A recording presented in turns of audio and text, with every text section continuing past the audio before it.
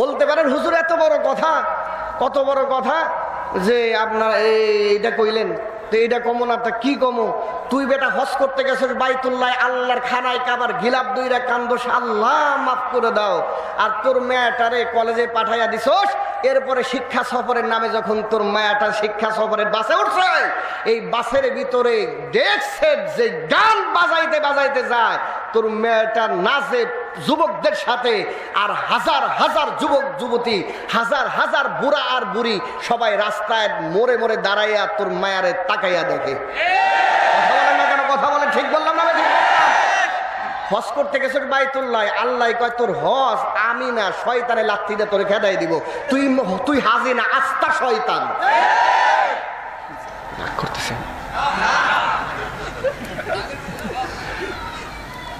পাগড়ি মাথায় 14 হাত, রুমাল একটা 12 হাত, সামনের কাতারে যায়, সামনের কাতারে নামাজ পড়ে, আর সুদের ব্যবসা আছে 10টা। এইরকম পাবলিক এইখানে নাই। আরে আপনাদের কথা কই না। এরপরে আপনার বাপরে বাপ, হুজুর এই হুজুরে 1 মিনিট দেরি হইল কেন? হুজুরের টাকাতে বেতন দেই না আমরা, টাইম মতো আসবে, 5 মিনিট আগে আসবে, কিন্তু সপ্তাহে আসছে একদিন। কয়দিন আসছে মসজিদে? আসছে একদিন মসজিদে। মসজিদে একদিন আসার পরে দেখে হুজুরে হয়তো ওযু করতে একটু দেরি হয়েছে, আইসে 1 মিনিট হয়তো দেরি কইরা। এখন হ্যাঁ টাইম মতো নামাজ পড়তে হয়, হুজুর কি মাসলা জানে না? 10,000 টাকা ঘুষের টাকা পকেটে করে নিয়ে আসছে মসজিদে। এরকম বাটপার আছে না নাই? আওয়াজ দিয়ে বলেন, আছে না নাই? এইগুলোর কারণে আজ মসজিদের ইমাম আলেম উলামা নির্যাতিত। কথা বলেন না কেন? আওয়াজ দেন, ঠিক না বেশি? বন্ধুরে আমার খুব ভালো করে শোনেন, খুব ভালো করে শোনেন, খুব ভালো করে বুঝতে হবে। তুমি হাজী সাহেব, তুমি মৌলানা সাহেব, তুমি মুত্তাকি, তুমি পরহেজগার, কিন্তু শুধু তুমি নিজে না, তোমার নিজের যেমনি ভাবে ঠিক হইতে হবে, তোমার মেয়েকে ঠিক করা লাগবে, তোমার বউকে ঠিক করা লাগবে, তোমার সন্তানকেও ঠিক করা লাগবে। কথা বলে ঠিক না বে ঠিক? তার কারণ তুমি 14 হাত পাগড়ি মাথায় দিয়ে মসজিদের সামনের কাতারে বসবা, আর তোমার মেয়ে আরেকজনের সাথে লারের আপ্পা করবে, আর তুমি আল্লাহর ওলি সাইজা মসজিদে নামাজ পড়বা। আল্লাহ কয় ওটা মুসল্লি না, ওটা শয়তান। বন্ধুরে আমার খুব ভালো করে বোঝেন। এই জন্য লক্ষ্য করেন, আমাদের বক্তব্য হলো, আমাদের স্পষ্ট কথা হলো, কোরআনের কথা আমরা বলবোই। এই জন্য যদি কারো মনে কষ্ট লাগে মাফ চাই, কিন্তু কোরআনের কথা থেকে আমরা পিছপা। আওয়াজ দিয়ে বলেন, পিছপা। কি হবে? ছাত্র সেজে চুমো খেয়ে সনদ খানা, যদি হয় বিদ্যালয়টা পতিতাদের আড্ডাখানা। কথা বলে ঠিক না বেঠিক? দোস্তরে আমার যদি বিশ্বাস না হয়, বিকাল বেলা সন্ধ্যার টাইমে পারা না থাকলে আমি দিতে রাজি আছি, খালে একটু ঘুরে আসবেন। আইসা যদি রিপোর্ট না দেন, হুজুর যা যা দেখছি, যা কইছেন ঠিকই আছে। ঠিক না দোস্তরা? ঠিক না বন্ধুরা আমার? এই জন্য লক্ষ্য করেন, খুব ভালো করে বসেন। হেতি নাকি আবার বিজ্ঞানের ছাত্রদের পড়ায়, বিজ্ঞানের ছাত্রদের পড়াইয়া কি করলো, আমি দেখলাম যে নাইট ক্লাবের ভিতরে যুবতীদেরকে নিয়ে নাচানাচি করতেছে। এইটা আমার কাছে আছে, আমার কাছে আছে দলিল। এই দোস্ত ভালো করে বোঝেন, ওর কাছ থেকে আপনার সন্তান কি শিখবে? আওয়াজ দিয়ে বলেন না কেন? কি শিখবে? কিছু শিখার আছে? আওয়াজ দিয়ে বলেন, কিছু শিখার আছে? তাহলে তুই না একটা লুচ্চা হয়ে একজন পয়গম্বরে বকা দেওয়া, এটা কি তার পক্ষে সাজে? আওয়াজ দিয়ে বলেন, সাজে? বন্ধুরে কাউকে কষ্ট দেওয়ার জন্য না, কিন্তু আমার কথা হলো, আমার বক্তব্য হলো, ইসলামের বিরোধিতা যদি আমার বাবাও করে, ছাড়তে রাজি নেই। আওয়াজ দিয়ে বলেন, ছাড়তে। তার কারণ এটা ইসলামের শিক্ষা না। কথা বলে ঠিক না বেঠিক? বন্ধুরে আমার এই জন্য লক্ষ্য করেন, ভালো করে বলছেন, ভূতের বাচ্চা সুলাইমান লেখা হয়, আর এই বই এখনো বাজারে আছে। আমরা এই দেশের যারা ডান বাম তাদের কাছে আমরা বিনীত আবেদন জানাবো, আপনারা ভালো মানুষ, আপনাদের দোষ দিতে চাই না, কিন্তু যদি এখন আমার বাপের নামে যদি এমন বদনাম করা হতো, আপনার বাপের নামে যদি এমন বদনাম করা হতো, আপনার নামে যদি এমন বদনাম করা হইতো, তার অবস্থা কয়টা বাস্তব? আওয়াজ দিয়ে বলেন, কয়টা? অতএব যখন মুসলমানদের রূহের সাথে যাদের সম্পর্ক, মুসলমানদের আত্মার সাথে যাদের সম্পর্ক, থাকো। এমন পয়গম্বরদের বিরুদ্ধে কেউ বলবে লিখবে আর মুসলমান আঙ্গুল চুষবে, এটা হইতে আওয়াজ দিয়ে বলেন এটা হইতে। অতএব আমরা সরকারের কাছে আবেদন জানাইতে চাই, এই নাস্তিক এই জাফর ইকবালের যে ভূতের বাচ্চা যে বই সে লিখেছে, এই ছাগলের বাচ্চার বইটা অতি দ্রুত বাজেয়াপ্ত করা হোক। কথা বলে ঠিক না বেঠিক? এরপরে এই শয়তানকে ভূতের বাচ্চা সুলাইমান বই লেখার অপরাধে দৃষ্টান্তমূলক শাস্তির ব্যবস্থা করা হোক। অন্যথায় মুসলমানরা কিন্তু বসে থাকবে না। মুসলমানরা তাদের নবীর অপমান সহ্য করতে পারে না। মুসলমানরা তাদের পয়গম্বরদের বেইজ্জতি সহ্য করতে পারে না। এই ছাগলের বাচ্চাকে পাড়াইয়া ভর্তা বানাইয়া কুত্তার খাবার বানায় ছাড়বে।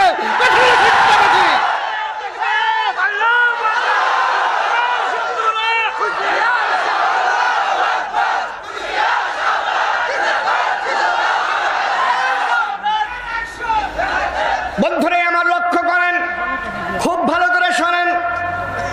আপনারা রাগ করতেছেন নাকি? বেজার হইতেছেন আপনারা? বন্ধুরে আমার খুব ভালো করে শোনেন। আর একজন বলল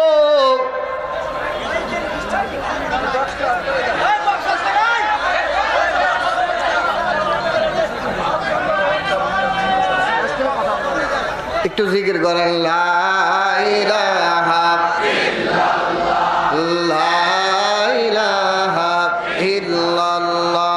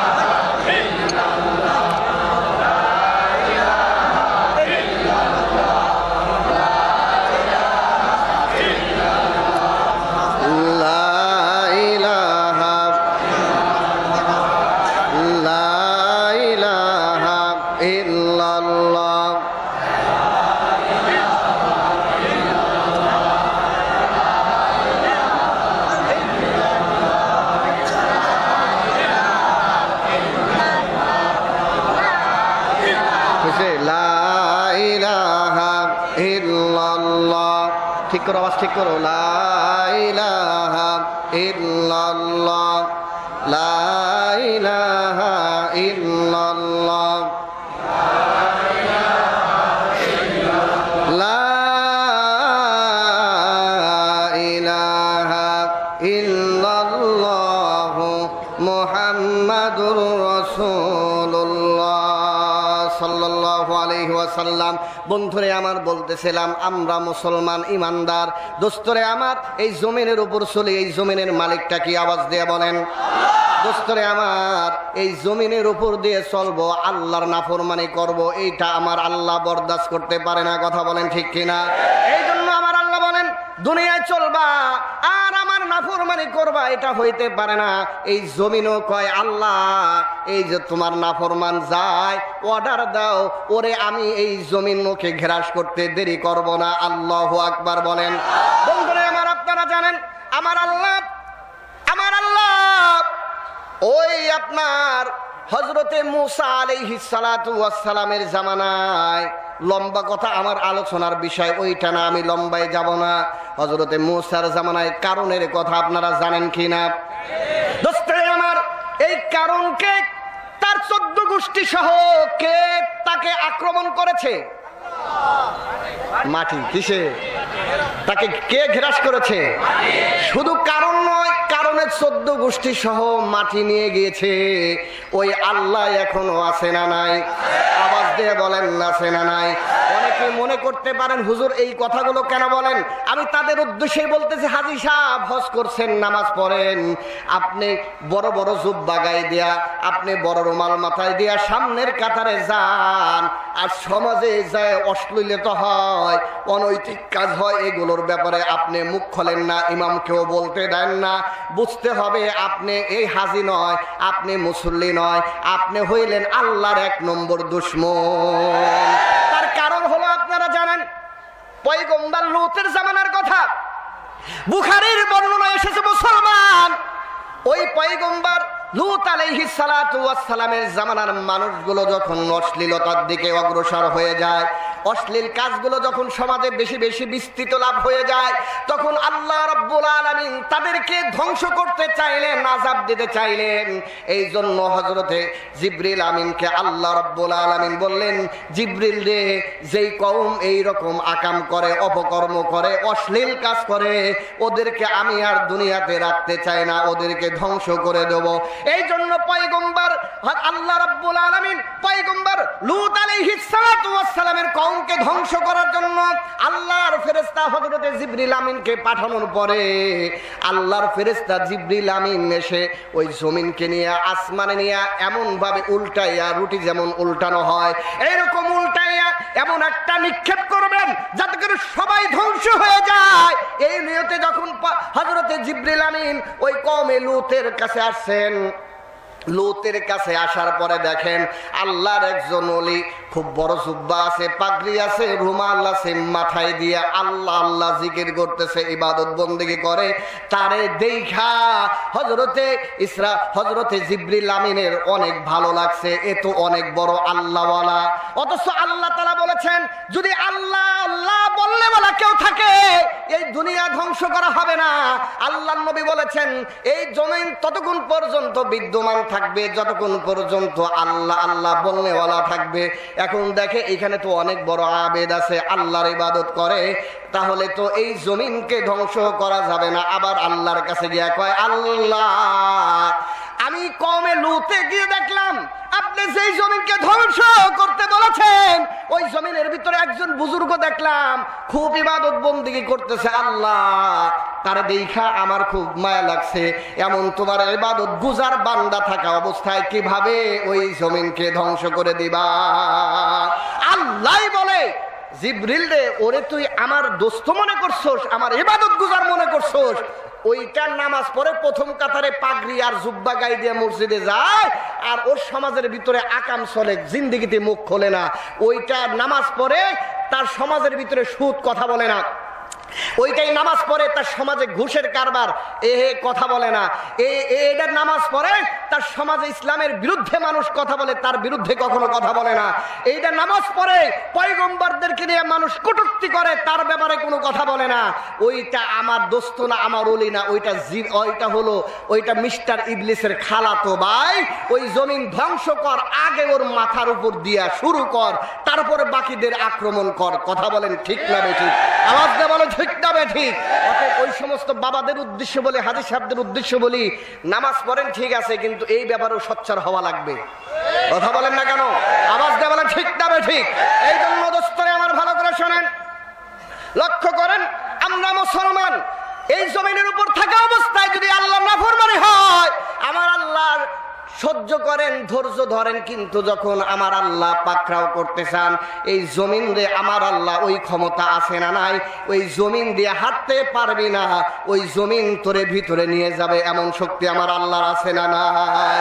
বন্ধুরে আমার, আমি আপনাদের বোঝানোর জন্য বলি, আল্লাহর নবী যখন মদিনায় যায়, হিজরত করে যখন মদিনায় যান, ওই মদিনায় যাওয়ার সময় ওই আবু জাহিল্লা 100 উট পুরস্কার দেয়, ঘোষণা করলো, কেউ যদি মুহাম্মদ এবং আবু বকরকে ধরতে পারবে তাদেরকে 100 উট পুরস্কার দেওয়া হবে। ওই সময় পুরস্কারের লোভে এক কুলাঙ্গার সুরাকা ইবনে মালিক সে মনে করলো, আমি মুহাম্মদ এবং আবু বকরকে ধরতে পারবো, যেহেতু তাদের যাওয়া আমি দেখছি। এই জন্য সে ঘোড়া নিয়ে অগ্রসর হয় নবী মুহাম্মদ রাসূলুল্লাহ সাল্লাল্লাহু আলাইহি ওয়াসাল্লামকে ধরার জন্য। কিন্তু বন্ধুরে আমার অবস্থাটা হলো, সংক্ষেপ কথা, আমার এটা উদ্দেশ্য না, তারপরে একটু বোঝানোর জন্য বলি, হযরত আবু বকর আর বিশ্ব নবীকে ধরার জন্য সুরাকা ইবনে মালিক যখন অগ্রসর হয়, আল্লাহর নবী বললেন, আল্লাহুম্মা হলিকহু, আল্লাহ তোমার এই নাফরমানকে ধ্বংস করো। বুখারীর বর্ণনা, এই দোয়াটা করার সাথে সাথে সুরাকা ইবনে মালিকের ঘোড়াটা অটোমেটিক জমিনের ভিতরে গেড়ে যায়। আল্লাহু আকবার বলেন মুসলমান। বন্ধুরা আমার, সুরাকাই চিন্তা করলো, এ আবার কার পাল্টারে পড়লাম? আসলাম তাদেরকে ধরার জন্য, এখন দেখি আমার ঘোড়া মাটির নিচে যায়। এখন থেকে আমার ঘোড়া মাটির নিচে যায়, তাহলে তো অবস্থাটা ভালো না। এখন বুঝতে আর বাকি নাই যে এইটা মুহাম্মদ সাল্লাল্লাহু আলাইহি ওয়াসাল্লামের বদদুয়ার কারণে আমার ঘোড়ার এই অবস্থা হয়েছে। বিপদে পড়লে বিলাই কোথায় ওঠে? আওয়াজ দিয়ে বলেন। যখন দেখবেন সারা দিন হুজুরের বদনাম, কিন্তু যখন বাবাই মরে, বাবাই মরলে হুজুরের কাছে কান্দে কান্দে এসে কয়, হুজুর একটু দোয়া করেন আমার বাবার লাইগা। কয় না এগুলো আসে? কয় না। অথচ এই লোকটার জ্বালায় হুজুরের ইমামতি কষ্ট। কথা বলেন না কেন? কখন ঠিক হয়? বন্ধুরা আমার ভাইরা, অনেক আপনাদের ভাই আসছেন কোরআনের কথা শোনার জন্য। আপনারা শুধু কি নিজেই শুনবেন না, তাদেরকে শোনার ব্যবস্থা করে দিবেন? সবাই শুনবেন না? আপনারা রাগ করতেছেন আমার কথায়, তাই না? আমি কি ছেড়ে দেব? আপনারা রাগ করলে আমি ছেড়ে দেবো। আর যদি কন যে না হুজুর কন কিছু গুণ, আরো কিছু গুণ কম আর কি, হ্যাঁ, তাহলে একটু আগান দেখি, একটু অল্প সময়ের ভিতরে ফাঁকা জায়গা রাখেন না। ফাঁকা জায়গা রাখলে হাদিসের বর্ণনা ওই জায়গায় শয়তান বসে। আর আসছি আমরা কাকে খুশি করার জন্য? আওয়াজ দিয়ে বলেন, কাকে? আসলাম আল্লাহকে খুশি করার জন্য। অথচ শয়তানরে পাশে বসাইয়া ওয়াজ শুনলাম, লাভ হবে? এই জন্য কারো শয়তানরে খুশি করার কারো নিয়ত আছে? যাদের নিয়ত নাই তারা সামনের ফাঁকা জায়গা পুরা করেন, আর যাদের নিয়ত আছে এটা তাকায়া দেখেন ফাঁকা জায়গা আছে অথচ আগায় না, বুঝবেন এটা হের খালাতো ভাই। এই জন্য তাড়াতাড়ি আগান, দ্রুত আগান, আর মহব্বতের সহিত আর একটু আপনারা জিকির করেন। এরপরে সুন্দর করে বসেন, ইনশাআল্লাহ আলোচনা চলবে। লা ইলাহা ইল্লাল্লাহ, জোরে লা ইলাহা ইল্লাল্লাহ, লা ইলাহা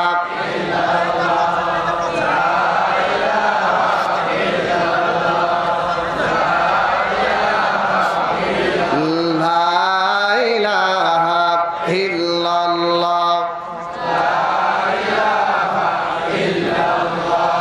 লা ইলাহা ইল্লাল্লাহ, মুহাম্মাদুর রাসূলুল্লাহ সাল্লাল্লাহু আলাইহি ওয়াসাল্লাম। বন্ধুরা আমার লক্ষ্য করেন, খেয়াল করে শোনেন। ওই সূরা ইবনে মালিক তখন বিপদে পড়া আল্লাহর নবীর কাছে অনুনয় বিনয় করে, মুহাম্মদ এবারের মতো আমারে মাফ করে দাও, তোমার কথা আমি কাউকে জানাবো না, কাউকে বলবো না। আল্লাহর নবী রাহমাতুল লিল আলামিন তার শত্রুকে পর্যন্ত মাফ করে দেন। এই জন্য আল্লাহ নবী বিশ্ব নবী সূরাকে মাফ করে দিলেন। কিন্তু দোস্তরে আমার, ওই দিকে 100 উটের লোভ। কত উটের লোভ? 100 উটের লোভ। এই লোভটা আর সামলাইতে পারে নাই। ওই টাকার কথা যখন মনে পড়ছে, তখন আবার আল্লাহর নবীর ধরার জন্য অগ্রসর হয়ে যায়। নাউজুবিল্লাহ বলেন। বন্ধুরে আমার, আবার যখন অগ্রসর হয়, আবার আল্লাহর নবীর বদদুয়ায় আবার তার ওই ঘোড়াটা মাটির নিচে গিরে যায়। এরপরও আল্লাহর নবীর কাছে মাপ চাইছেন, মাপ করে দিয়েছেন। এরপরে তৃতীয়বার এরকম ভাবে যখন বিপদ পড়ে তখন নবীর কাছে মাপ চায়, কিন্তু আবার যখন ওই উটের লোভের কথা মনে পড়ে তখন আবার অগ্রসর হয়। নাউজুবিল্লাহ বলেন, আরো জোরে নাউজুবিল্লাহ বলেন। বন্ধুরে আমার, আমাদের সমাজের অবস্থাটা এমন, যারা মুসলমান, যাদের ভিতরে ঈমান আছে, মুসলমানের সন্তান, মনে মনে ভাবে আখিরাত পরকাল তো আছে, আবার চিন্তা করে না এই কথাটা যদি না লেখে আমেরিকা তো খুশি হবে না, এই কথাটা যদি ইসলামের বিরুদ্ধে না লেখি তাহলে তো ইউরোপ আমাকে জায়গা দিবে না। কথা বলেন ঠিক না বেশি? এই কথাটা যদি না লেখি তাহলে ইহুদির বাচ্চারা আমারে তো টাকা দিবে না, পয়সা দিবে না, গাড়ি দিবে না, বাড়ি দিবে না। এই জন্য এই নাস্তিক গুলো ইসলামের বিরোধিতা করে। কথা বলেন ঠিক কিনা? বন্ধুরা আমার, ভালো করে বুঝতে হবে, সূরা ইবনে মালিক তৃতীয়বার যখন আল্লাহর নবীকে ধরতে যায়, বন্ধুরে বুখারীর বর্ণনা তৃতীয়বারও এইরকম তার জমিনে ঘোড়াটা জমিনের ভিতরে আপনার আটকে যায়, ঘোড়াটা জমিনের ভিতরে আপনার ঢুকে যায়। এরপরে আল্লাহর নবীর কাছে মাপ চায়, বলতেছে মুহাম্মদ এইবার মাফ করো, তোমার কাছে শপথ করলাম তোমার কথা আর কাউকে বলবো না। বন্ধুরে আমার, এরপরে আল্লাহর নবী মাফ করছেন। এরপরে সূরা তার ঘোড়াটা নিয়ে নিজের বাড়ির দিকে যায়। আর যারা মুহাম্মদ সাল্লাল্লাহু আলাইহি ওয়াসাল্লামকে ধরতে যায় তাদেরকে বলে গিয়ে লাভ হবে না, মুহাম্মদকে তোমরা ধরতে পারবে না। আল্লাহু আকবার বলেন। বন্ধুরে আমার, আমি বুঝাইতে চাইতেছিলাম যেই জমিনের উপর চলো, এই জমিন কার কথা শোনে? আওয়াজ দিয়ে বলেন, কার কথা শোনে? ও দোস্তরে, তোমাদেরকে বলি যারা ইসলামের বিরোধিতা করো, মুসলমানদের বিরোধিতা করো, এই জমিনের মালিক, যেই মালিক ওই সূরাকারে আপনার জমিনের ভিতরে ঢুকাইয়া শাস্তি দিয়েছে, কারণ রে জমিনের ভিতরে সুবাইয়া শাস্তি দিয়েছে, ওই আল্লাহ এখনো আছে না নাই? আমার আল্লাহ তাআলা বলতেছেন, ওয়ালাউ নাশাউ লামাসাখনাহুম আলা মাকানাতিহিম ফামাস্তাতাউ মুদিয়াও ওয়ালা ইয়ারজিউন। আল্লাহু আকবার বলেন। বন্ধুরে আমার, অসংখ্য আয়াতের ভিতরে আমার আল্লাহ বলছেন, যেই চোখ দিয়ে আমি আল্লাহর নাফরমানিতে তুমি কাজ করো, ওই চোখটারে যদি আমি আল্লাহ ইচ্ছা করি, ওই চোখটার জ্যোতি আমার আল্লাহ নিতে পারে কিনা? আওয়াজ দিয়ে বলেন, নিতে পারে কিনা? যে হাতটা দিয়া তুমি এত কিছু লেখছো, এই হাতটা দিয়া ইসলাম কোরআন নবীর বিরুদ্ধে লেখছো, জিন্দিগিতে এই হাতটা দিয়া কোরআনের পক্ষে, আল্লাহর পক্ষে, ইসলামের পক্ষে লেখো নাই, ওই হাতকে অবাস করে দিতে আমার আল্লাহ পারে কিনা? আওয়াজ দিয়ে বলেন, পারে কিনা?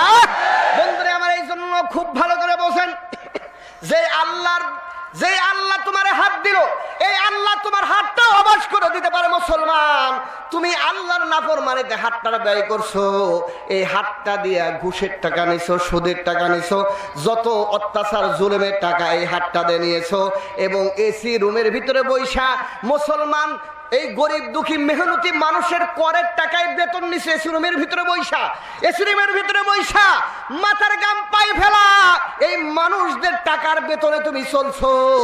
তুমি এই করের টাকা, মানুষের মেহনতি মানুষের টাকা নিয়ে তুমি বড় বড় গাড়িতে যাও, এসি গাড়িতে যাও, এসি বাড়িতে থাকো, এসি রুমের ভিতরে বৈশা মুহূর্তের ভিতরে কলমের খোসা এই জনগণের কোটি কোটি টাকা আত্মসাৎ করো। এইরকম পাবলিক আপনাদের এলাকার নাই আর কি, এই এলাকার না, না আন্দাজে কনকে আপনাদের এলাকার, কিন্তু এরকম হয় কিনা? আরো জোরে বলেন, হয় কিনা? বন্ধুরা আমার, আমি আপনাদেরকে বুঝাই, আপনাদের মসজিদে মাঝে মাঝে জুতা চুরি হয় কিনা? জুতা চুরি হয় তো মসজিদে মাঝে মাঝে জুতা চুরি হইলে 100 টাকার জোড়া, 100 টাকা বা 200 টাকার এক জোড়া জুতা চুরির কারণে এই মানুষটারে মসজিদে যতগুলো মুসল্লি আসে সবার জুতা তার পিঠে পড়ে। কথা বলে ঠিক না বে ঠিক? আওয়াজ দিয়ে বলে ঠিক না বে ঠিক?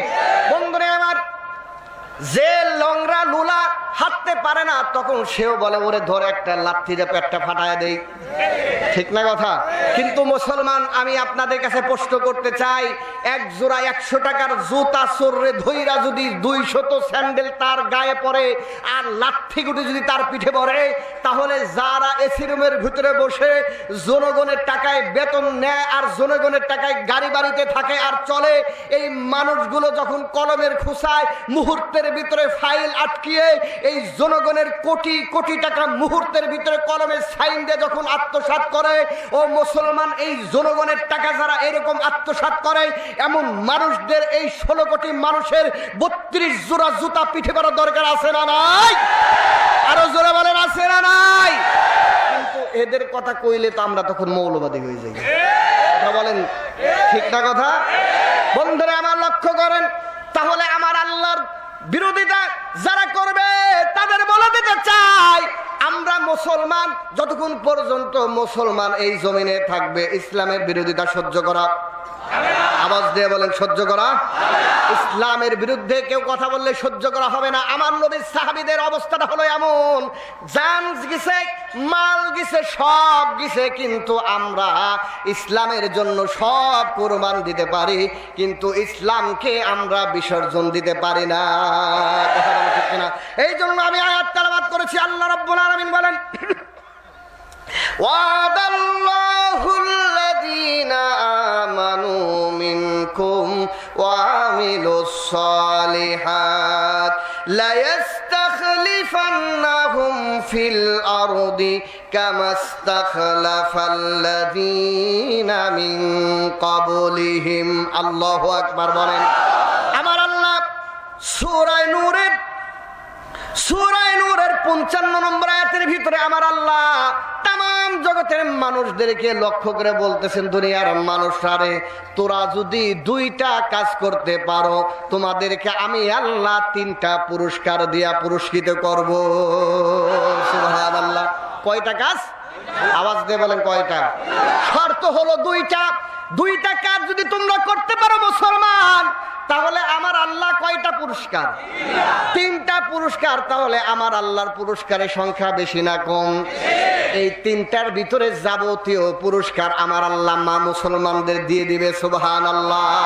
দোস্তরে আমার লম্বা নয়, 1 নম্বর আমার আল্লাহ ওয়াদা করেন। আমার আল্লাহ মানুষের সাথে ওয়াদা করার কোনো দরকার নাই, তারপর আমার আল্লাহ মানুষের সাথে ওয়াদা করেন, যেহেতু আমার আল্লাহ তিনি যা ইচ্ছা তাই করতে পারেন। এরপরও মানুষদের বোঝানোর জন্য, আস্থাবান করার জন্য আমার আল্লাহ ওয়াদা করলেন। আমার আল্লাহ বলেন, ওয়াদাল্লাহুল্লাযীনা আমানু মিনকুম ওয়া আমিলুস সালিহাত। আমার আল্লাহ ওয়াদা করলেন, ও দুনিয়ার ঈমানদাররা, তোমাদের সাথে আমি আল্লাহ ওয়াদা করি। ওয়াদাল্লাহুল্লাযীনা আমানু মিনকুম, দুনিয়ার মানুষের ভিতরে যারা ইমানদার তাদের সাথে ওয়াদা। কাদের সাথে ওয়াদা? ইমানদারদের সাথে। কোন কাফের বেঈমানের সাথে এই সামনের ওয়াদা না। কাদের সাথে ওয়াদা? ইমানদারদের সাথে ওয়াদা। অতএব আল্লাহ বলেন, তোমাদের ভিতরে যারা ইমানদার তাদের সাথে আমার আল্লাহর ওয়াদা। এই ওয়াদা ইমানদার হইলে, এখন যারা ইমানদার দাবি করে আসলে ভিতরে ইমান নাই, এইরকম মানুষের সংখ্যা আমাদের দেশে আছে না নাই? আওয়াজ দিয়ে বলেন, আছে না নাই? আমাদের বাংলাদেশের মুসলমান হয় মরার পরে। কখন? আওয়াজ দিয়ে বলেন, কখন? মরার পরে মুসলমান হয়, মরার আগে কি হয় না? মুসলমান হয় না। কথা লম্বা হবে, গেলাম না। কিন্তু ইমানদার যারা তাদের সাথে, এখন কথা হলো ইমানদার যারা, এখন ইমানটা তো একটা কঠিন বিষয়। এই ইমানদার যারা হবে, ইমানদারের সাথে আল্লাহর ওয়াদা। আর ইমানটা হলো এমন বিষয়, যেই বিষয়টা হলো ইমানটা হলো আনতে হয় আল্লাহর প্রতি, নবীর প্রতি, পরকালের প্রতি ইমান আনতে হয়। এখন আমরা যারা এখানে আসছি সকলেই তো ইমান আনছি নাকি? কি ইমান আনছি আমরা? আমরা তো ইমান আনছি, ওই বইতে আছে কালেমা, ওই ইমানটা আনছি আর পাইছি। কিন্তু বিষয়টা হলো যেভাবে ইমান আনার দরকার ওইভাবে কি আমরা ইমান আনছি? আওয়াজ দিয়ে বলেন, ওইভাবে ইমান আনছি। তার কারণ ইমান আনার জন্য সাহাবায়ে কেরামের রক্ত দেওয়া লাগছে, বাড়ি ছাড়া লাগছে, ঘর ছাড়া লাগছে, মার খাওয়া লাগছে, বাসর ঘর ছাড়তে হয়েছে। ও মুসলমান, কয়জন এখানে আসছেন ইমানের জন্য রক্ত দিছেন? তাহলে ইমান আনছেন না ইমান পাইছেন? আওয়াজ দিয়ে বলেন, ইমান আনছেন না ইমান পাইছেন? আমরা হলো ইমান পাওয়া মুসলমান, ইমান আনা। তার কারণ বাবাই মুসলমান, দাদাই মুসলমান, মেয়েরা সূত্রে আমিও। তাহলে এটারে পাওয়া ইমান কয়। আনা ইমান আনতে হলে তো কষ্ট আছে, রক্ত দেওয়া লাগবে, মাল দেওয়া লাগবে, শ্রম দেওয়া লাগবে, আপনার এমনি ভাবে জেলখানায় যাওয়া লাগবে। তার কারণ আম্বিয়া আলাইহিস সালাতু ওয়াস সালাম হক কথা বলছেন, জেলে গেছেন। মনে করেন যে জেলে গেলেই মনে হয় যে এটা বাটপার না, তাহলে পয়গম্বররা কি বাটপার নাকি? আরে মুসলমান, নাউজুবিল্লাহ বলেন। বলবে কোন পয়গম্বর গেছেন? তোমার আমার পয়গম্বর বিশ্বনবী 3 বছর জেল খাটছে। কয় বছর? 3টা বছর জেল খাটেছে। মুসলমান, নামাজ পড়ো সামনের কাতারে, আর দাবি করো যে আমি জান্নাতে যাব। এত সহজ? তোমারে আল্লাহ জান্নাতের ভিতরে পাঠাইয়া মুরগির রান খাওয়াইবো। আল্লাহর মুরগি কি এত সস্তা নাকি? এত সস্তা না। পয়গম্বর বিশ্বনবী কয় বছর জেল খেটেছেন? 3টা বছর জেল খেটেছেন। মুসলমান, শুধু জেল নয়, যেই জেলের কষ্টের কোনো সীমানা নাই, যেই জেলখানার ভিতরে বর্তমান বাংলাদেশে ভিআইপি যারা জেলে যায় তাদেরকে তো আপনার ভালো বলো মুরগির রানের ব্যবস্থা করা হয়, ফ্রিজের ব্যবস্থা করা হয়, এসির ব্যবস্থা করা হয়, এরপরে আপনার পত্রিকার ব্যবস্থা করা হয়, টিভির ব্যবস্থা করা হয়, যা দরকার সবই করা হয়। কিন্তু আমার আপনার পয়গম্বর দ্বীনের জন্য, ইসলামের জন্য এমন জেল খাটা খাটছেন যেই জায়গায় খাবার পর্যন্ত মক্কার কাফেররা পৌঁছাইতে দেয় নাই। কথা বলেন ঠিক না? ঠিক বন্ধুরা, আমার লম্বা কথা, আমার এটা বলা উদ্দেশ্য না। তাহলে এখন আসেন, ইমানদার যারা হবে, ইমান যারা আনবে, তাদের তো বাড়ি ছাড়া লাগবে, গাড়ি ছাড়া লাগবে। ও ইমানদার, এখন বলেন তো দেখি, আমরা কি ছাড়ছি নাকি? না না না, আমরা ছাড়ি নাই। দেখুন, আল্লাহ নবী সাহাবীরা ইসলামের জন্য বাসর ঘর পর্যন্ত ছেড়েছে, নিজের বাড়ি গাড়ি সব ইমানের জন্য ছেড়ে দিয়েছে। আল্লাহু আকবার বলেন। বন্ধুরে আমার, লম্বা না করে সংক্ষেপে বলে দেই, আল্লাহ নবীর একজন সাহাবী ছিলেন হযরতে সাদ সালামী রাদিয়াল্লাহু তাআলা। নিগ্র মানুষ, হাবশা দেশের মানুষ, ইমানদার মুসলমান, তাদের ইমান আমার আল্লাহর কাছে কত দামি। আর ইমান যখন একজন আল্লাহর বান্দা আনে, ওই বান্দা আল্লাহর কাছে এত দামি হয়ে যায়, ওই বান্দাকে আল্লাহ 10 দুনিয়ার মতো কমপক্ষে একটা জান্নাত দান করে দিবে। সুবহানাল্লাহ বলেন, সুবহানাল্লাহ বলেন। মুসলমান যুবকেরা রে, তোমরা কিছুক্ষণ সময় পরের মেয়ে নিয়ে আড্ডা দাও, তোমরা বিশ্ব ভালোবাসা দিবস পালন করো। আবার আর এক কথা মনে পড়াই দিছেন, এখন এটা বলা যাবে না, থাক, এটা থাক, এটা গেলে ঝামেলা আছে। আমার পরে আর বক্তা আছে না, বলতে গেলে। বন্ধুরা আমার, খুব ভালো করে শোনেন, তোমরা মুসলমানের সন্তান, তোমাদের কেন বিশ্ব ভালোবাসা দিবস লাগবে? তোমার আমার দিন তো হলো, দিনটাই তো ভালোবাসা। তোমার আমার নবী, বিশ্ব নবী বলেছেন আদ-দীন ওয়ান নাসিহা। তোমার আমার পয়গম্বর বলেছেন মুসলমানের ধর্মটাই হলো একজন আরেকজনের মঙ্গল কামনা করা। সুবহানাল্লাহ বলেন। একজন আরেকজনকে ভালোবাসা, এই ধর্মের নামটাই হলো ভালোবাসা। আল্লাহু আকবার বলেন। বন্ধুরে আমার, হাদিস বলতে দেরি হয়ে যাবে। নবী বললেন ইমানদার ততক্ষণ পর্যন্ত হবে না, ততক্ষণ পর্যন্ত জান্নাতেও যাইতে পারবা না। আর যতক্ষণ পর্যন্ত ইমানদার হবে না, ততক্ষণ পর্যন্ত জান্নাতেও যাইতে পারবা না।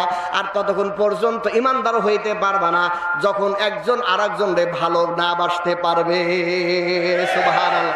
ভালোবাসার সিস্টেমটা কি আমার নবী বলে দেন, বুখারীর বর্ণনা এসেছে। মুসলমান, আমার নবী বললেন আফসুস সালাম বাইনাকুম, তোমরা পরস্পর পরস্পর বেশি বেশি সালাম দাও, তাহলে তাহাবাবুতুম, তোমাদের পরস্পর ভালোবাসা সৃষ্টি হয়ে যাবে। সুবহানাল্লাহ বলেন। সালামের জন্য 14 ফেব্রুয়ারি দরকার, কথা বলেন না কেন? সালামের জন্য দিন তারিখ ঠিক করার দরকার। আওয়াজ দিয়ে বলেন, দিন তারিখ ঠিক করা দরকার। ও দোস্তরে আমার, এই দিন তারিখ ঠিক করার দরকার নাই। এরপরে দেখেন নবী বললেন, কোন সন্তান যদি তার মা বাবার চেহারার দিকে নেক নজরে একবার তাকায়, আমার আল্লাহ ওই নেক নজরে তাকানোর কারণে কবুল একটা হজের সব তার আমলনামায় দান করে দেন। দোস্তরে আমার, এই জন্য 14 ফেব্রুয়ারি লাগবে। আওয়াজ দিয়ে বলেন। বন্ধুরে আমার, আল্লাহ নবী সাহাবীরা বললেন ইয়া রাসূলুল্লাহ, কয়বার তাকাইলে আল্লাহ কবুল হজের সব দিবেন? আমার নবী বললেন যতবার তাকাইবা ততবার কবুল হজের সব পাইবা। বন্ধুরে আমার, এই জন্য দিন তারিখ ঠিক করার দরকার। আওয়াজ দিয়ে বলেন, আওয়াজ দিয়ে বলেন। বরং দিন তারিখ ঠিক করে ভালোবাসা তাদেরই দরকার যাদের জীবনেও কোনোদিন ভালোবাসা নাই। কথা বলেন ঠিক কিনা? বউ যায় একদিকে, মায়া যায় আর একদিকে। বউ এই আপনার তার নিজের প্রিয় মানুষের সাথে রাত কাটাবে, নিজের বৈধ স্বামী যদি বাধা দেয়, তারে 14 শিখের ওই লাল দালানের ভাত খাওয়ায় সারে। কথা বলেন। এই জন্য দেখে যে আমাদের তো এই আমার ইচ্ছা মতো ভালোবাসা করতে পারি না, এই জন্য কমপক্ষে একটা দিন ঠিক করি, এই দিনটা ঠিক করে আমরা কি করব, ভালোবাসা উদযাপন। কিন্তু মুসলমানের অবস্থা কি এইরকম নাকি? আওয়াজ দিয়ে বলেন। বরং দিন তারিখ ঠিক করে যে ভালোবাসা হয়, ওইটা ভালোবাসা না, ওইটা বেহায়াপনা। আওয়াজ দিয়ে বলেন, ওইটা কি বিশ্ব ভালোবাসা দিবস না বিশ্ব বেহায়া দিবস? আওয়াজ দিয়ে বলেন, এটা কি বিশ্ব ভালোবাসা দিবস না বেহায়া দিবস? মুসলমান বন্ধুরা আমার, ভালো করে শোনেন। ইহুদি নাসারারা দেখলো মুসলমানদের উপরে ভালো একটা রেবেল লাগাইয়া এই ভালোবাসা দিবস যদি মুসলমানদের ভিতরে ছেড়ে দেওয়া হয়, তাহলে এই দিন উপলক্ষে মুসলমানের যুবতীরা, হাজার হাজার যুবতীরা ধর্ষিত হবে। মুসলমানদের হাজার হাজার যুবকরা এই দিন ফুল কিনবে, হাজার হাজার যুবক মদ খাবে, মাতাল হবে। টন টন মদ বিশ্ব ভালোবাসা দিবস উপলক্ষে মুসলমানের পবিত্র জমিনে সাপ্লাই করা হবে। কথা বলে ঠিক না ঠিক? বন্ধুরা আমার, এই বিশ্ব ভালোবাসা দিবস উপলক্ষে যুবক যুবতীরা আগেই থিওরি করে, আগেই তার শিডিউলটা ঠিক করে, কে কোন নাইট ক্লাবে যাবে, কে পার্কে যাবে, কে কোন আপনার হোটেলে যাবে, এই দিন তারিখ ঠিক করে ওই দিনে হাজার হাজার জিনার গুনাহ মুসলমান যুবক যুবতীরা করে। কথা বলে ঠিক না বেঠিক? আমরা বলতে চাই মুসলমানদের এমন ভালোবাসা দিবসের দরকার নাই যেই ভালোবাসা মুসলমানদের চরিত্র নষ্ট করে দেয়, মুসলমানদের যুবতী মেয়েদের ধর্ষিতা হয়, ইজ্জত হারায়। এমন ভালোবাসা মুসলমান সন্তানদের দরকার নাই। এমন ভালোবাসা মুসলমানের সন্তানেরা ইমানদার দ্বারা ঝাঁটা পিটা করে যে দেশ থেকে আসছে ওই দেশে পাঠায় দেবে। আওয়াজ দিয়ে বলে ঠিক না বেঠিক?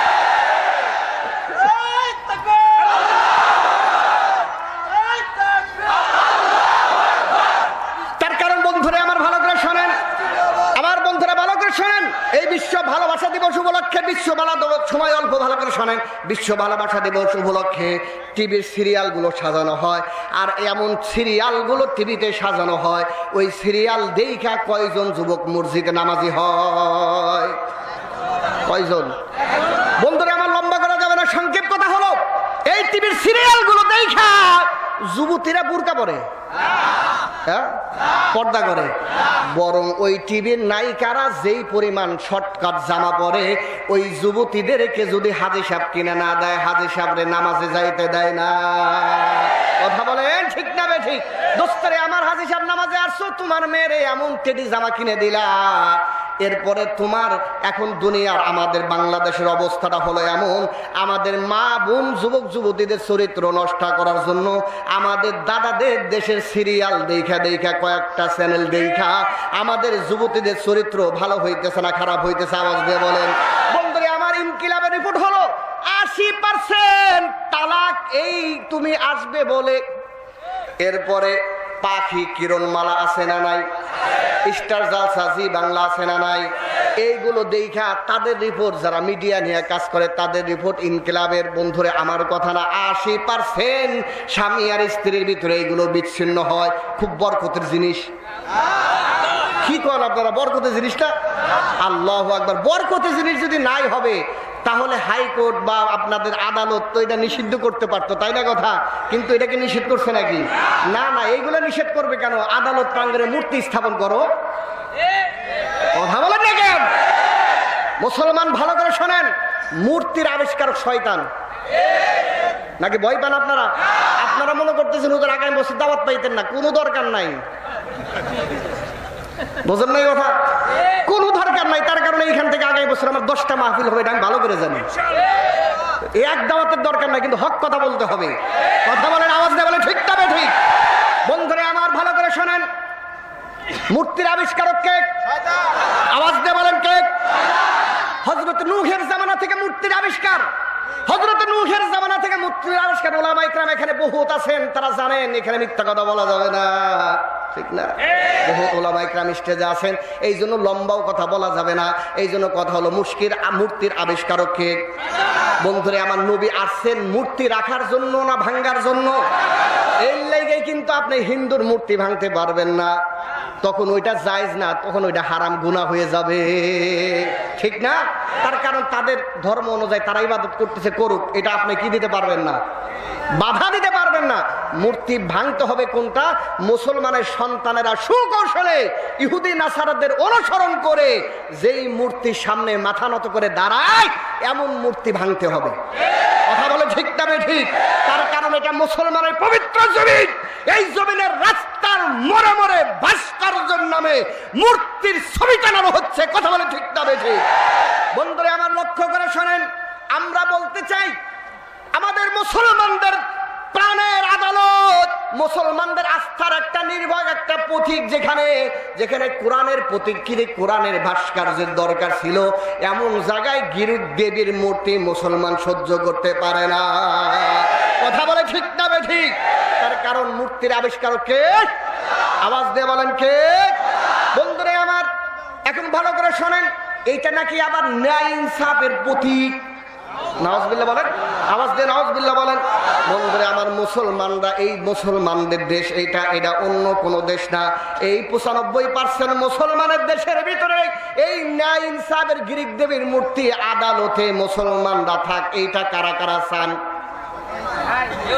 চান কেউ? চান না কারা কারা? আল্লাহু আকবার বলেন, আওয়াজ দিয়ে আল্লাহু আকবার বলেন। বন্ধুরা আমার ভালো করে শোনেন, এটা মুসলমানের দেশ। যেই দেশের ভিতরে আল্লাহু আকবারের ধ্বনিতে সূর্য ওঠে, যেই দেশের ভিতরে আল্লাহু আকবারের ধ্বনিতে সূর্য ডোবে, যেই দেশের ভিতরে লক্ষ লক্ষ মসজিদ মাদ্রাসা রয়েছে, যেই দেশের ভিতরে অসংখ্য উলামায়ে কেরাম রয়েছে, এই দেশের ভিতরে আপনার আদালতের সামনে মূর্তি থাকবে, মুসলমানরা এটা বরদাস্ত করতে পারে? আওয়াজ দিয়ে বলেন, বরদাস্ত করতে? তার কারণ মুসলমানরা সব বিসর্জন দিতে পারে, কিন্তু ঈমান, আওয়াজ দিয়ে বলেন ঈমান। অতএব আমাদের দাবি হলো, আমরা অনুনয় বিনয়ের সাথে আমাদের দেশের প্রধানমন্ত্রীকে আমরা জানাইতে চাই, উনি ভালো মানুষ, ব্যক্তিগতভাবে উনি অনেক ভালো মানুষ, নামাজ পড়েন, কোরআন শরীফ পড়েন, এই জন্য তার কাছে আমরা আবদার জানাইতে চাই, ওই আদালত প্রাঙ্গণ থেকে মূর্তি অপসারণ করে মুসলমানদের ঈমানের রক্তকে ঠান্ডা করেন। আওয়াজ দিয়ে বলেন ঠিক না বেঠিক? আওয়াজ দিয়ে বলেন ঠিক না বেঠিক? অন্যথায় এখনো এই জমিনের ভিতরে শাহজালালের উত্তরসূরি আছে, এই জমিনের ভিতরে এখনো শাহ খান জাহানালের উত্তরসূরি রয়েছে, এই জমিনের ভিতরে এখনো হাফিজ হুজুর মুহাম্মদুল্লাহর উত্তরসূরিরা রয়েছে, এই জমিনের ভিতরে এখনো সদর সাহেব হুজুরের উত্তরসূরিরা রয়েছে, এই জমিনের ভিতরে এখনো শাইখুল হাদিস আল্লামা আজিজুল হক রাহমাতুল্লাহি আলাইহির উত্তরসূরিরা রয়েছে, এই জমিনের ভিতরে এখনো মুফতি ফজলুল হক কাবিরের উত্তরসূরিরা রয়েছে। যদি মূর্তি অপসারণ করা না হয়, ইমানদার তাজা রক্ত দিয়ে হলেও মূর্তি ভেঙে বঙ্গোপসাগরে ডুবাইয়া দিবে। কথা বলে ঠিক না ঠিক?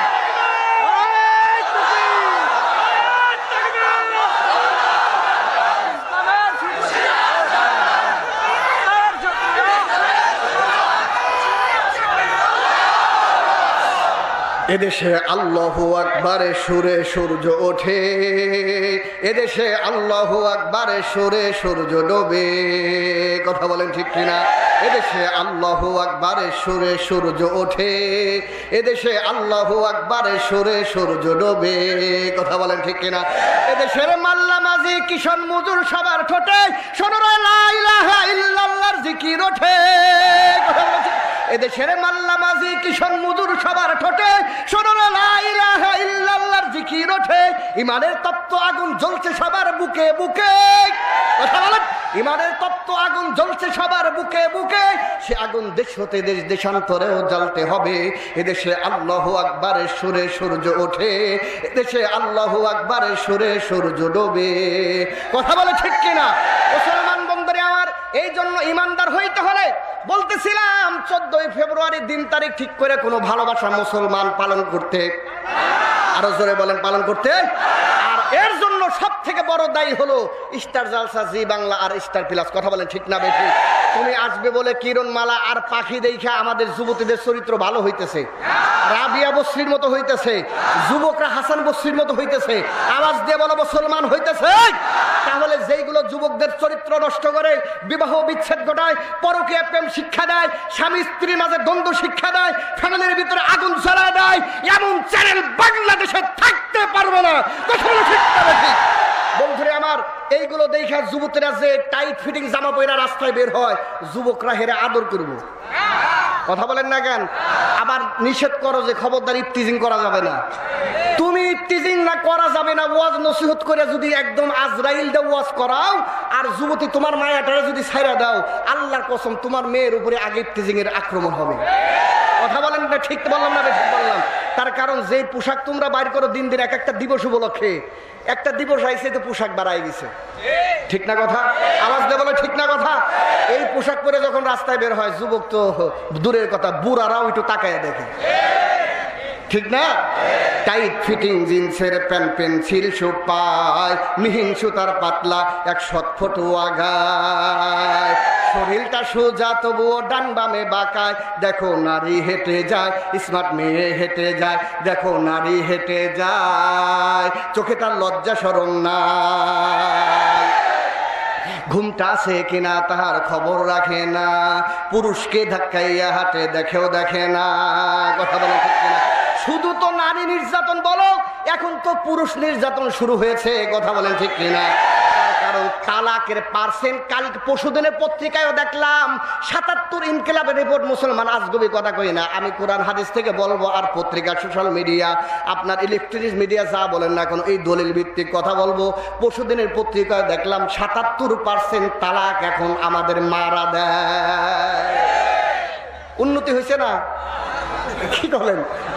হাই রে, উন্নতি না, কত পার্সেন্ট? ৭৭% তালাক কারা দেয়? মহিলারা। লেখছে এখন তো মহিলারা আগের মতো মূর্খ না, এখন শিক্ষিত, এই জন্য তারা আর এখন নিজেরা এরকম বুবা হয়ে তারা তাদের এই নির্যাতনা সহ্য করতে চায় না, পারে না, এই জন্য উন্নতি হয়েছে। কত পার্সেন্ট? আর আওয়াজ দিয়ে বলেন কত পার্সেন্ট? বন্ধুরা আমার লক্ষ্য করেন, ভালো করে বলছেন। এখন তো তাহলে আগে স্বামী তালাক দিত এই জন্য নারী নির্যাতন, এখন যে স্বামীরে ছাইরা মহিলা চলে যায় তাহলে কি নির্যাতন? আওয়াজ দিয়ে বলেন। তাহলে যেরকম নারী নির্যাতনের আদালত আছে, পুরুষ নির্যাতনের আদালতের দরকার আছে না ভাই? মহিলারা যার আগে রাখতেছে, কিন্তু তাদের পক্ষে তো ভালো কথা ছিল, কিন্তু এত টাইম আমার নাই। বন্ধুরা আমার লক্ষ্য করেন, খুব ভালো করে শোনেন, খুব বুঝেন। এই জন্য বলতেছিলাম দোস্তরে আমার, এমন টাইট ফিটিং জামা পয়রা রাস্তায় বের হবা, আর তোমারে ওই যুবতীদেরকে দেখা যুবকরা কিছু বলবে না, এইটা হইতে পারে না। কথা বলেন ঠিক কিনা? লম্বা হয়ে যাবে, লম্বা নয়। এরপরে দোস্তরে আমার, এই সিনেমাগুলো দেখা, এই হিন্দি ফিল্মগুলো দেখা যুবতীদের অবস্থা হলো, এরপরও কিছু বোরকা পরে, কিন্তু এই বোরকাগুলো, এই সিনেমা আর এই চ্যানেলগুলো আমাদের বোরকার ভিতরেও ভেজাল ঢুকাইয়া দিয়েছে। দেশের 12টা বাজাইল গো হিন্দি ফিল্মে। করতেছেন আপনারা? ছেড়ে দে। দেশটা রসাতলে গেল গো হিন্দি ফিল্মে, দেশের 12টা বাজাইল গো হিন্দি ফিল্মে, দেশটা রসাতলে গেল গো হিন্দি ফিল্মে। ফিল্ম দেখা 8 বছরের কলি মধ্যের পোলা, 10 বছরের জরিনারে দেয় যে গলার মালা। মিথ্যা বললাম? মিথ্যা বললাম? ফিল্ম দেখা 8 বছরের কলি মধ্যের পোলা, 10 বছরের জরিনারে দেয় যে গলার মালা। দিতেছে কিনা? আওয়াজ দিয়ে বলেন, দিতেছে কিনা? আবার ফিল্ম দেখা গাঞ্জা খায়া আব্বারে কয়টি দিগো হিন্দি ফিল্মে, দেশের 12টা বাজাইল গো হিন্দি ফিল্মে, দেশটা রসাতলে গেল গো হিন্দি ফিল্মে। কথা বলে ঠিক না ঠিক? বন্ধুরা আমার লম্বা নাই, অনেক কথা রাখলাম।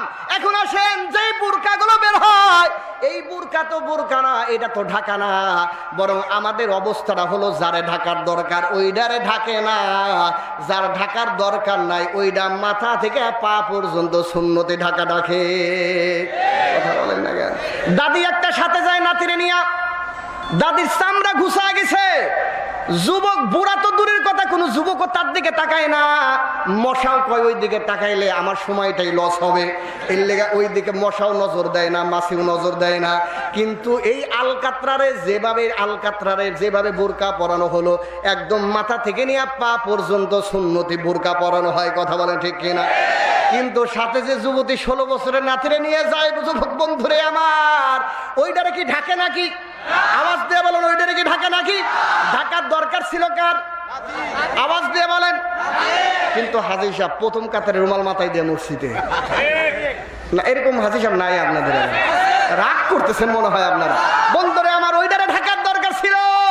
যেইটা টসটটা যুবতী জানে এইটা যুবক আক্রমণ করবে, এইদিকে যুবক তো দূরের কথা বুড়ারাও তাকাবে, ওইটা ঢাকার দরকার ছিল কিনা?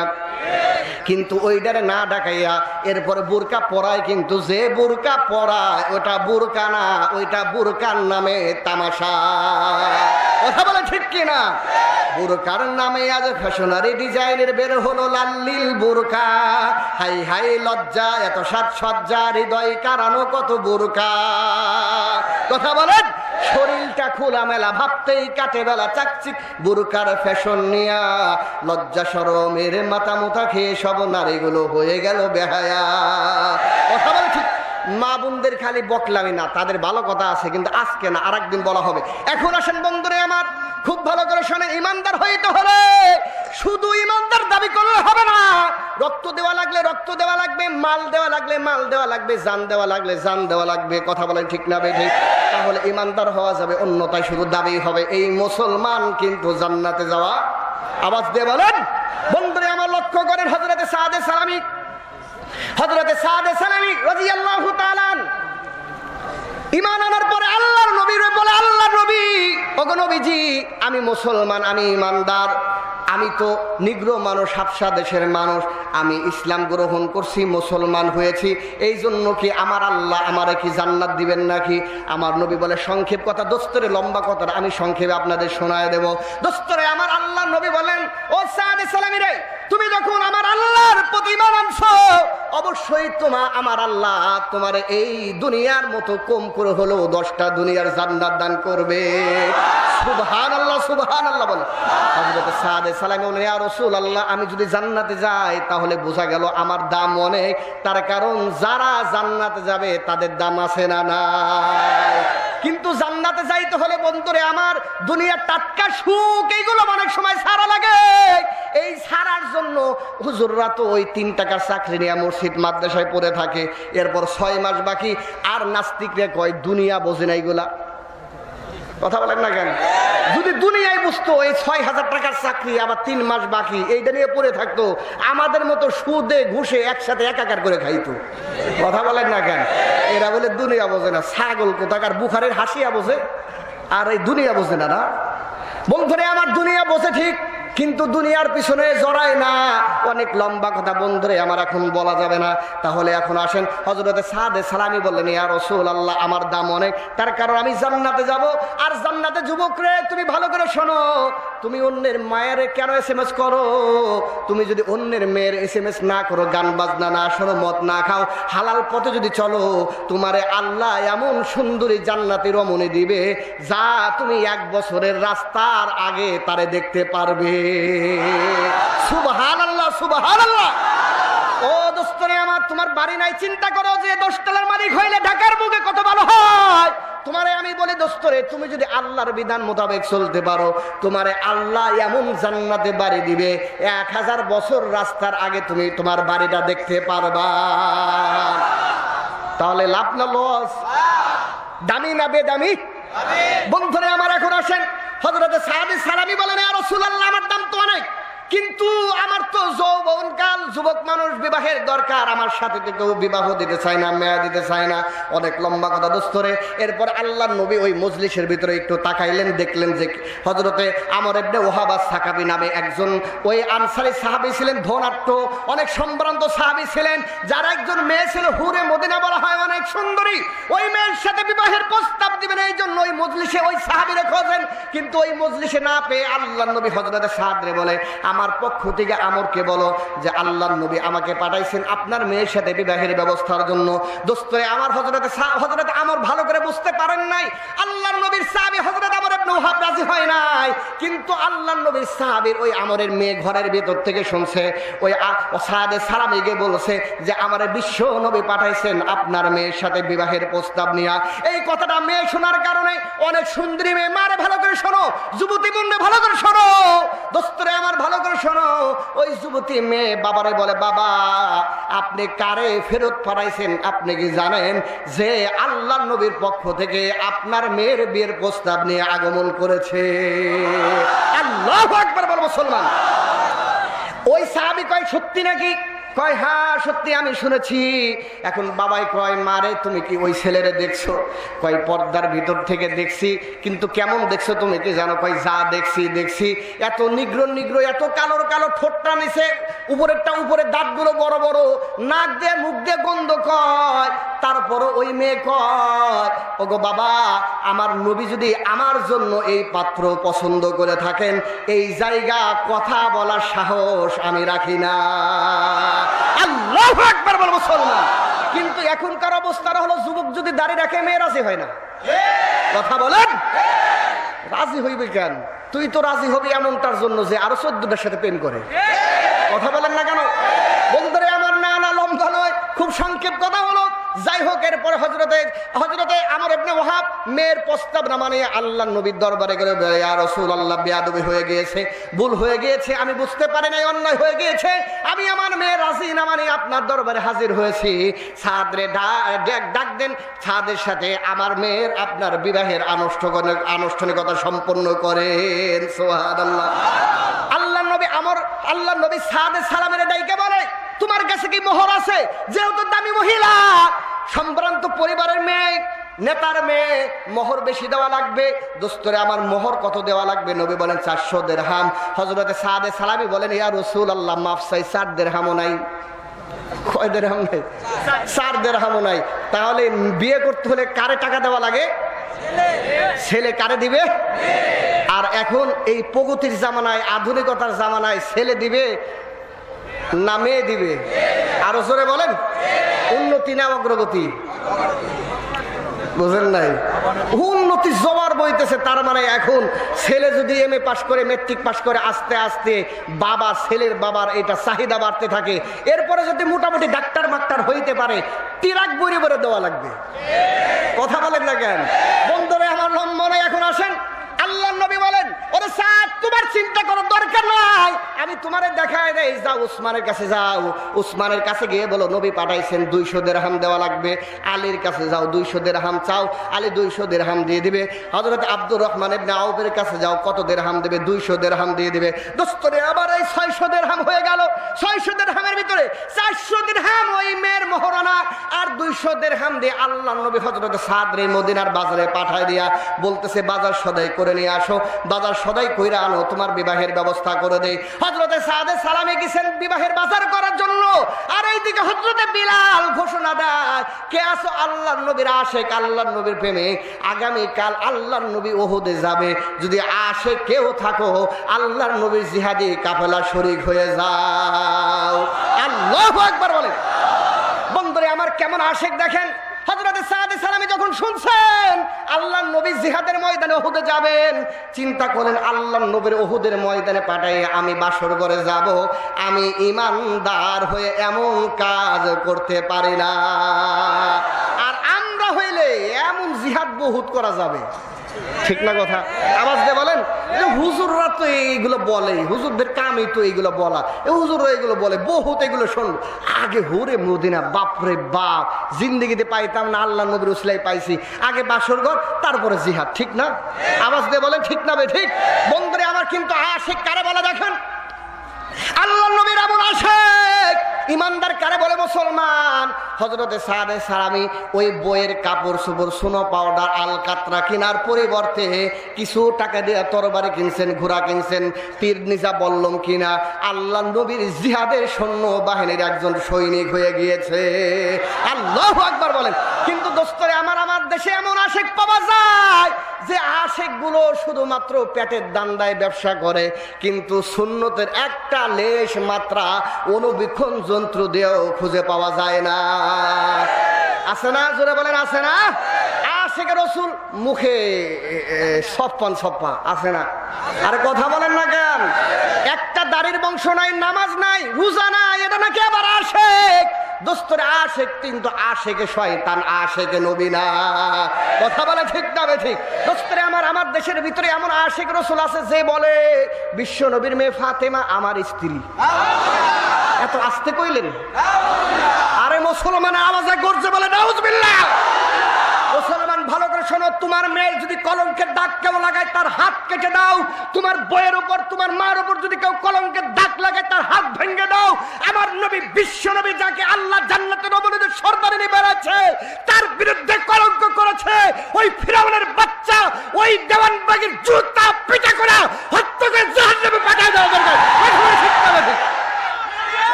মুসলমান বন্ধুরা আমার ভালো করে শোনেন, শুধু আশিক রাসূল না, আশিক রাসূলের নামে পীর পূজা, মাজার পূজা, গরুর পূজা এখন আমাদের দেশে চলতেছে কিনা? আওয়াজ দিয়ে বলেন। কেউ তো আছে পীর নিয়া পীরের কাছে যায় মহিলারা, এমন দরবার আছে যেই দরবারে রাত্রগুলোতে গেলে 10টা 12টা পর্যন্ত যুবতী নারী ওই ঘরের ভিতরে পাওয়া যায়। জোরে বলেন আছে না নাই? বন্ধুরে আমার, এরা খেদমত করে, সোহবত নিতে যায়, কেউ মাথা টেপে, কেউ হাত টেপে, কেউ পাও টেপে। আর পীর সাহেবরা দেখে অন্যের স্ত্রীর নরম হাতের টিপা খাইয়া এক একটা তরমুজের মতো, এক একটা হাতির মতো সাইজ হয়েছে। কথা বলেন ঠিক কিনা? হাতি না, এটা হাতি না, আইসিইউতে আছে। ফিরাউন কোথাকার, এ নাকি আবার আশিক রাসূল। নাউজুবিল্লাহ বলেন। এই শয়তানে কয় ওর সুরতে নাকি আল্লাহ বসে রয়েছে। এই মুসলমান এইগুলোকে বানায় বলতেছি নাকি আমি? আওয়াজ দিয়ে বলেন। বন্ধুরা আমার, লক্ষ্য করেন, পীরের দরবারে যান, ভালো পীরদের দরবারে অবশ্যই যাবেন, তাবলিগে যাবেন, ভালো পীরদের সোহবতে যাবেন। তার কারণ ভালো আল্লাহ ওয়ালাদের সোহবতে না গেলে তাকওয়া হাসিল করা যায় না। কিন্তু এই জন্য কারো পীরের কাছে গিয়ে সেজদা দেওয়া যাবে? আওয়াজ দিয়ে বলেন। মহিলার খেদমত নেওয়া যাবে? আওয়াজ দিয়ে বলেন, আওয়াজ দিয়ে বলেন। মাজারে গিয়ে কিছু চাওয়া যাবে? মাজারে গিয়ে সেজদা দেওয়া যাবে? না না না মুসলমান, এগুলো করা যাবে না। তার কারণ আজ এই মাজারের নামে আমাদের দেশে ব্যবসা আছে না নাই? আওয়াজ দিয়ে বলেন আছে না নাই? এরপরে মাথায় জট, পণ্যে সালা শট, কয় হুজুররা বোঝে না এইগুলো মারেফাত। কয় এইগুলো তো 30 পাড়ার বাইরের কথা। 90 পাড়া, 30 পাড়া না মৌলবীরা জানে, বাকি 60 পাড়ার খবর নাই। এই জন্য তসবিহ, শিকল, মিকল ইত্যাদি পইরা এমন একটা অবস্থা, শয়তান ওরে দেখলে হাসে, মশায় গন্ধের ঠেলায় ওর পাশ দিয়ে ঘোরে, ওর শরীরে বসে না। এরকম অবস্থা না? ওরে দেখলে বমি আসে, রুচিশীল মানুষ ওদের দিকে তাকাইতে পারে না। এটাও নাকি মারেফাত, হুজুররা বোঝে না। এরকম আছে না? আওয়াজ দিয়ে বলেন আছে না? এরপরে শিকল পইরা তালা লাগাইছে, এটার নাম নাকি তালা বাবা। সব আমার কাছে দলিল আছে। এরপরে হযরতে খেতাশা রহমাতুল্লাহ আলাইহি মাজার, কিসা খেতাশা। এরপরে হযরতে বদনাশা, কিসা। সব দলিল আছে আমার কাছে, আমি মিথ্যা কথা কই না। বন্ধুরে আমার, এইগুলো কইরা সালার শট, এই জট মাথায় দিয়া এরপরে কয় কি খবরদার খবরদার, হুজুরের ভিতর অনেক কিছু আছে, কিছু কোষটা কিন্তু ধ্বংস হয়ে যাবে, এরকম বলে না? আবার কি মজার গান গায় বাপরে বাপ, যেগুলো বিশ্বাস করলে ইমানও থাকে না। আছে না? আছে না? হ্যাঁ, আরে ওলিংটা বাবারে, দয়া করো আমারে, তুমি সারা আমার কেহ নাই। নাউজুবিল্লাহ বলেন, নাউজুবিল্লাহ বলেন। ও মুসলমান, ল্যাংটা ছাড়া আমাদের আছে না নাই? আওয়াজ দিয়ে বলেন আছে না নাই? কেন আমরা ল্যাংটার গান গাবো? আমরা বলবো আল্লাহ মহান রে, দয়া করো আমারে, তুমি সারা আমার কেহ নাই। কথা বলে ঠিক না ঠিক? এই বুকের ভিতরে রাইখাই আছি তোমারে, পাইলে একদিন তোমায় দেখাইতাম। নাউজুবিল্লাহ বলেন। বুকের ভিতরে কারে রাখে? ল্যাংটারে রাখে। কারে রাখে? আওয়াজ দিয়ে বলেন। ও দোস্ত, আমি আপনাদের কাছে প্রশ্ন করতে চাই, এই অন্তরে কি ল্যাংটারে রাখার জায়গা নাকি? কারে রাখবেন? আল্লাহ এবং তার নবীর মহব্বত রাখবেন। আমরা কেন ল্যাংটারে অন্তরে ঢুকাবো? নামাজ নাই, রোজা নাই, গাঁজা খোরে অন্তরে ঢুকানো যায়? আওয়াজ দিয়ে বলে ঢুকানো যায়?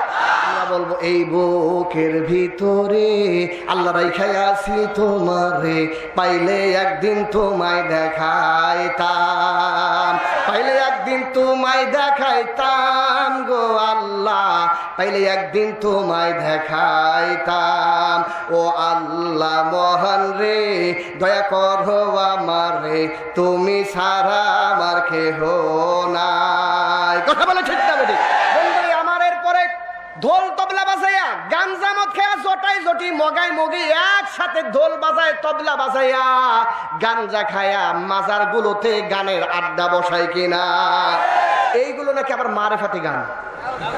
কি গান? মারেফাতি গান। মৌলবীরা এগুলো বোঝে না। আছে না এরকম?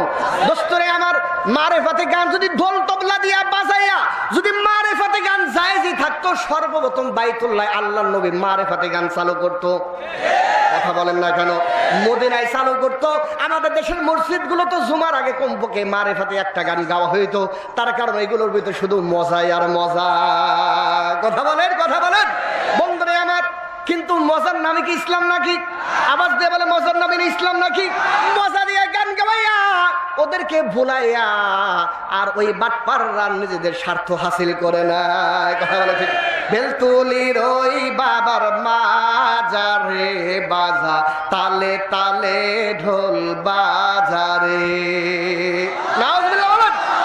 দমে বেলতুলির ওই বাবার মাজারে বাজা তালে তালে ঢোল বাজারে ফুলে ফুলে তোরা সাজারে আইরে ছুটে লেংটার প্রেমের বাজারে।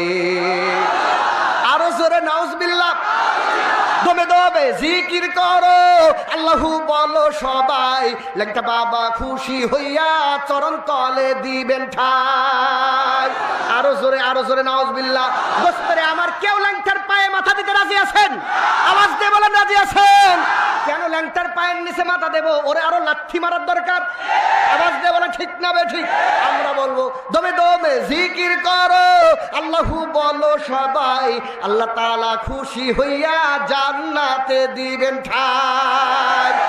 বন্ধুরা বলে পার করে দিবেন ভবের ও পারে তোরা তালে তালে ঢোল বাজারে।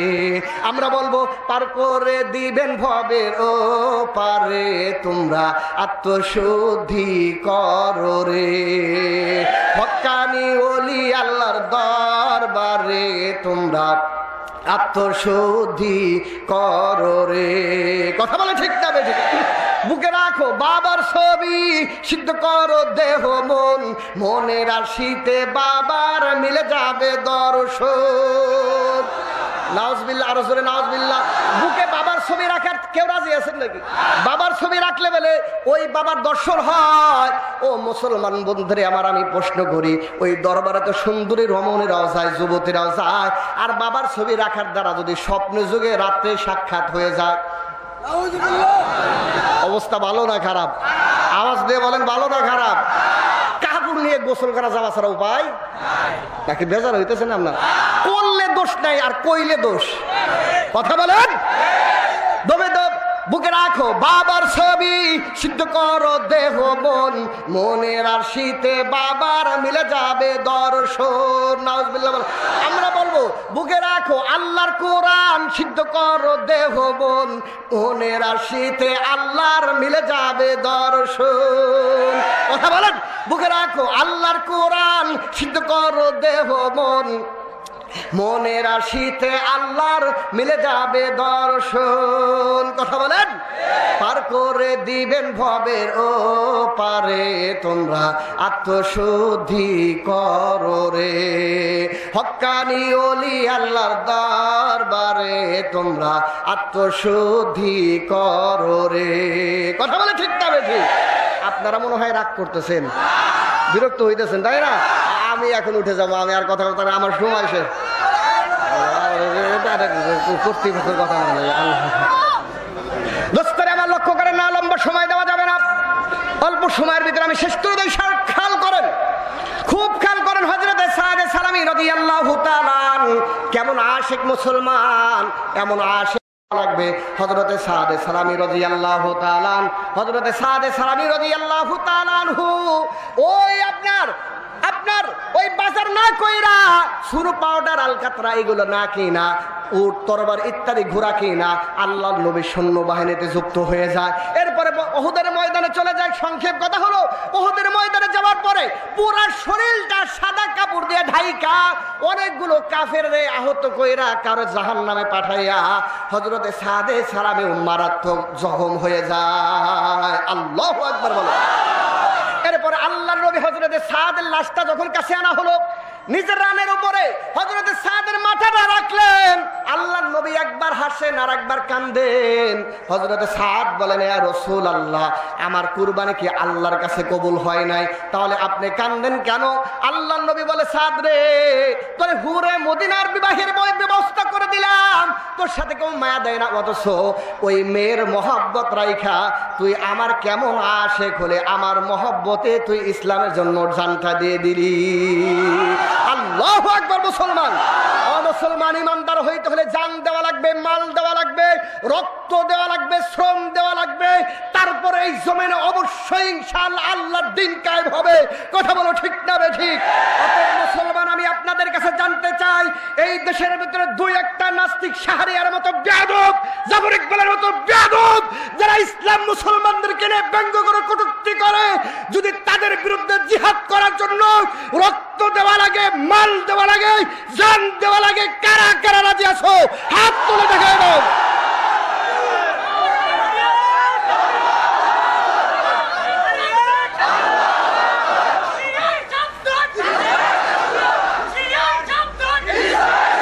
আমার ভাইরা লক্ষ্য করেন, আমার বন্ধুরা, আমি যে আয়াত তেলাওয়াত করেছিলাম, আল্লাহ রাব্বুল আলামিন ওয়াদা করছেন ইমানদারদের সাথে ওয়াদা করছেন। ওয়াদা হলো ইমানদারদের দায়িত্ব কয়টা? দুইটা। কয়টা দায়িত্ব? আল্লাহর পুরস্কার কয়টা? তিনটা। এক নম্বর দায়িত্ব হলো ঈমান আনা। এক নম্বর দায়িত্ব হলো কি আনা? আরো জোরে বলেন, কি আনা? দুই নম্বর হলো নেক কাজ করা। দুই নম্বর কি কাজ করা? আওয়াজ দিয়ে বলেন, কি কাজ করা? তাহলে এক নম্বর ঈমান, দুই নম্বর নেক কাজ। এরপরে তিনটা পুরস্কার পাওয়া যাবে। আল্লাহ আমাদেরকে বুঝার এবং আমল করার তৌফিক দান করেন। যে কথাগুলো হলো, আমাকে আপনাকে সবাইকে আল্লাহ আমল করার মতন তৌফিক দেন। আমরা বলি আল্লাহুম্মা আমিন।